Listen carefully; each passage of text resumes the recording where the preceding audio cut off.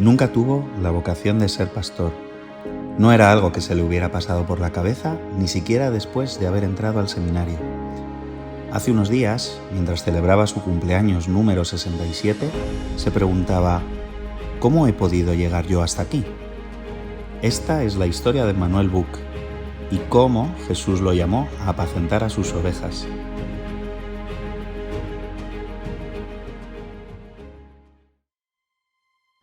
Montserrat Camí, la querida señora Montse, era originaria de la ciudad de Lleida, concretamente un pueblecito cerca de la capital. Todos los que la recuerdan coinciden en que era una mujer verdaderamente extraordinaria, sencilla pero profunda, con grandes convicciones que supo transmitir a sus hijos. Cuando a la edad de 5 años Emmanuel contrajo tifus, quedando en estado crítico y con muy mal pronóstico, la señora Montse se arrodilló junto a su cama y rogó a Dios: «Señor, si tú le conservas, si tú le guardas, yo te lo voy a dedicar para el resto de su vida». En una iglesia sin pastor y donde apenas se congregaban 30 miembros, Emmanuel servía de cualquier forma que fuera necesaria. A sus 14 años ya daba la clase de escuela dominical de adultos o predicaba en los cultos los domingos. Más tarde ingresó a la universidad a estudiar magisterio, con especialidad en ciencias, pero no sería hasta que comenzara a servir en Juventud para Cristo entre adolescentes, donde estaría consciente de que nunca había recibido una educación cristiana como tal, lo que le llevó a una búsqueda de formación espiritual. Claro que la noticia de que debía entrar al servicio militar no era algo que había previsto en sus planes. Ese año de mili no solo le ayudó a centrarse en qué iba a ser de su vida. Allí en Melilla fue donde descubrió que su deseo era formarse adecuadamente para servir correctamente donde fuera que Dios lo llamara. No faltó la gente, cristianos entre ellos, que nunca llegara a entender por qué Emmanuel, siendo ya maestro y con un trabajo, decidiera irse al seminario a estudiar teología. Pero como un compañero de mili y buen amigo le dijo: «Tú debes hacer lo que el corazón te diga. Si tú crees que esto es lo que debes hacer, entonces hazlo». Posiblemente Miguel fue la única persona que le apoyó entonces, porque, aun sin ser cristiano, supo ver que el corazón de Emmanuel estaba siendo llamado por Dios a un camino que seguramente, a ojos del resto del mundo, no tenía ningún sentido. Antiguamente se realizaban prácticas en el seminario desde el primer curso. La iglesia a la que fue enviado ese primer año fue General Lacy. El impacto que Emmanuel tuvo en la congregación fue tal que para el tercer año de sus prácticas, la iglesia de Lacy ya le había propuesto quedarse como copastor. Ahí fue donde finalmente Dios terminó por descubrirle a Emmanuel el ministerio al cual le había estado llamando todo ese tiempo. Y a pesar de que Emmanuel a menudo se preguntaba: ¿qué hace alguien como yo, que viene de una iglesia de apenas 20 miembros, en una iglesia como esta? La respuesta está en palabras de Ofelia. Era evidente el corazón pastoral que siempre tuvo. No se trataba solo de dar clase, cosa que le encantaba. Había algo más. Él no solo quería ser profesor, él tenía el llamado a ser pastor. Hace 39 años, el 9 de noviembre de 1986, fue el culto de su ordenación al ministerio pastoral y posteriormente, el 1 de junio de 2003, fue su ordenación en Cristo Vive, donde ha ejercido fielmente desde entonces. Con Emmanuel como pastor hemos visto crecer la iglesia Cristo Vive hasta llenarse cada una de las sillas que ocupaban cada espacio de Talía. Algunos de los que estamos hoy aquí fuimos presentados de bebés por él, o bien nos bautizó cuando entregamos nuestras vidas a Cristo, nos casó cuando decidimos formar una familia y presentó a nuestros hijos cuando Dios nos bendijo con ellos. Nos ha acompañado, pastoreado y cuidado durante décadas.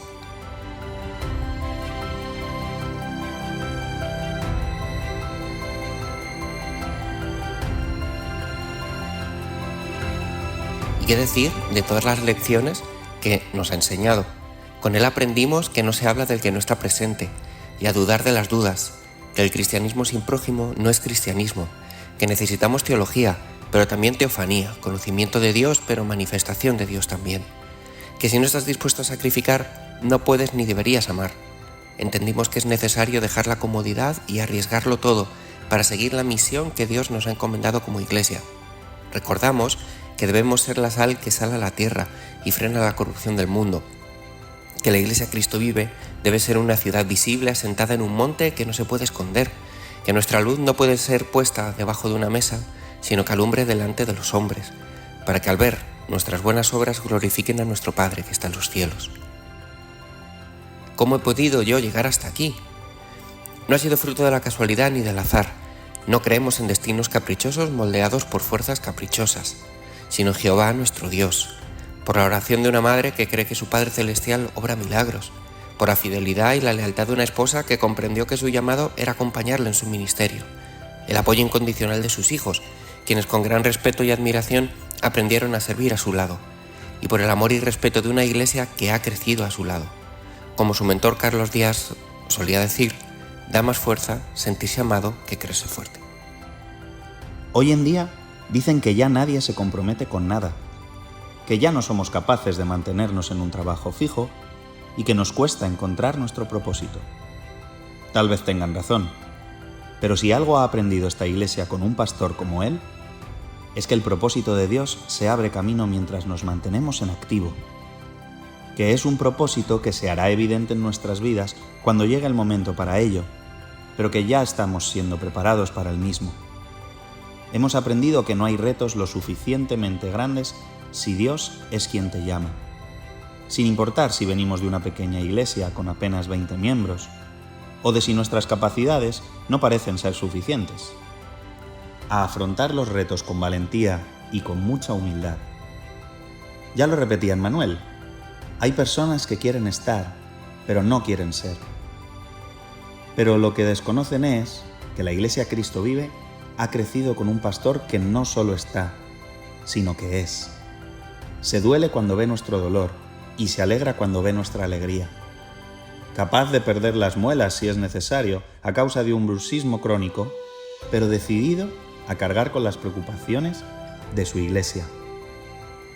Y es que Emmanuel nos ha repetido una y otra vez que somos una familia, su familia, y que la familia importa y no se abandona.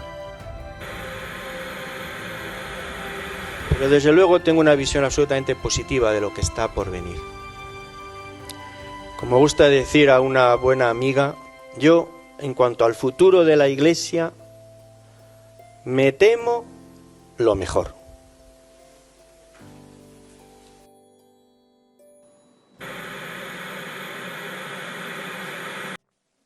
Alguna vez me han dicho, termino ya con esto, que yo estoy enamorado de mi Iglesia. Y es profundamente cierto. No somos la Iglesia que podríamos ser, ¿vale? Eso lo sabemos todos. Pero si solo amara la Iglesia que podríamos llegar a ser, entonces estaría mi corazón muy lejos de vosotros. Claro que sí, estoy enamorado de mi iglesia, es decir, de mi gente, de mi familia, ¿no?